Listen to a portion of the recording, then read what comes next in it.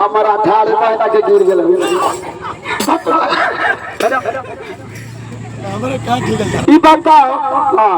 सब केहू के 9 महीना 18 महीना घोड़ा के नाम घोड़ा के नाम हमनी के बहाना कोनो बहाना करी बताई लड़का ना छोड़ दो हमनी के बाप रे लड़का ना है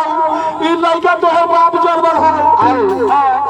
एगो तो नाम सुन लो बड़का देवता के कौन बागल कर नाम विश्व में हो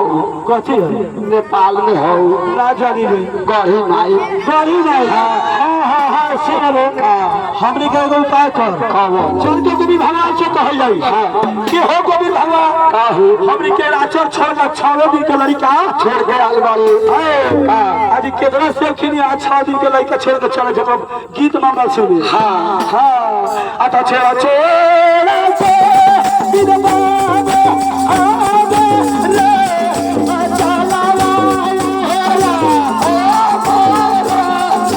चला ला